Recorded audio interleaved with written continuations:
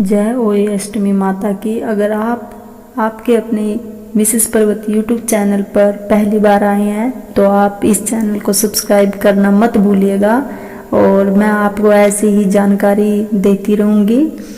आपकी बार ओई अष्टमी का व्रत 24 अक्टूबर को रखा जा रहा है और मैं आज आपको ओई अष्टमी की व्रत कथा सुनाऊंगी।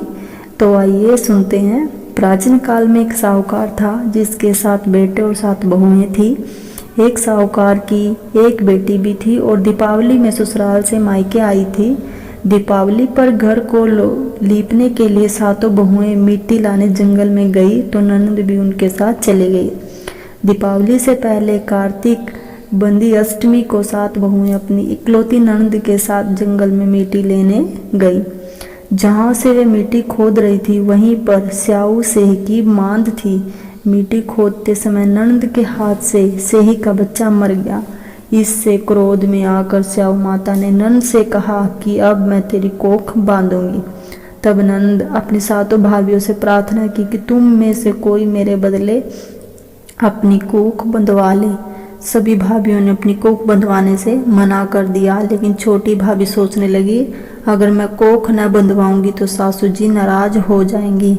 ऐसा विचार कर ननद के बदले छोटी भाभी ने अपनी को बांध लिया और अब उसके बाद जब उससे तो बच्चा होता वह 7 दिन बाद मर जाता। एक दिन साहूकार की स्त्री ने पंडित जी को बुलाकर पूछा कि क्या बात है, मेरी इस बहू की संतान 7वें दिन क्यों मर जाती है। तब पंडित जी ने बहू से कहा कि तुम काली सुरही गाय की पूजा किया करो। उन्होंने बताया कि दरअसल काली गाय स्याऊ माता की भ्याली है, वह तेरी कोख छोड़े तो तेरा बच्चा जिएगा। छोटी बहू ने पूरी लगन से गाय की सेवा की। एक दिन गौ माता बोली कि मेरे जागने से पहले कोई रोज मेरी सफाई कर जाता है, सो आज देखूंगी। गौ माता खूब तड़के जागी तो क्या देखती है कि साहूकार की बेटे की बहू उसके नीचे सफाई आदि कर रही है। इससे गौ माता प्रसन्न हुई और बोला कि मैं तुमसे प्रसन्न हूँ, तुझे जो चाहिए वो मांग ले।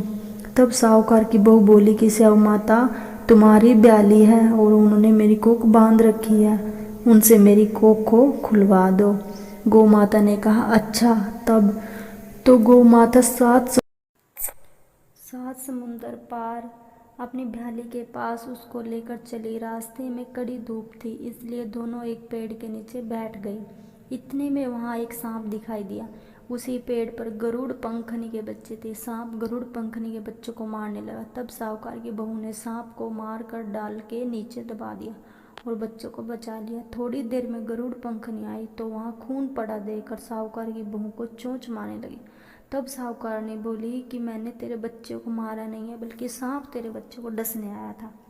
मैंने तो तेरे बच्चों की रक्षा की है। इससे गरुड़ पंखनी प्रसन्न हुई बोली कि माँ क्या मांगती है। वह बोली 7 समुंदर पार साऊ माता रहती है, मुझे तो उसके पास पहुंचा दे। तब गरुड़ पंखनी ने दोनों को अपनी पीठ पर बैठाकर स्याऊ माता के पास पहुंचा दिया।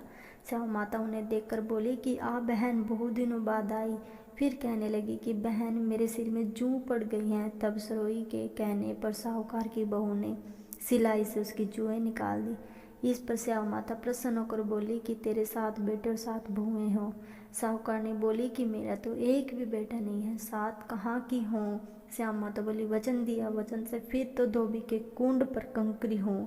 तब साहूकार की बहू बोली माता बोली कि मेरी कोख तो तुम्हारे पास बंदी पड़ी है, जब तेरे घर में तुझे 7 बेटे 7 बहुएं मिलेगी, तू जाकर उजमन करना, सातोई बना कढ़ाई करना। वह घर लौट कर आई तो देखा 7 बेटे और 7 बहुएं बैठी हैंस पर खुश हो गई। उसने 7 ओई बनाई, 7 उजमन किए, 7 कढ़ाई। दिवाली के दिन जेठानियाँ आपस में कहने लगी जल्दी जल्दी पूजा कर लो, कहीं छोटी बहू बच्चों को याद करके रोने न लगे।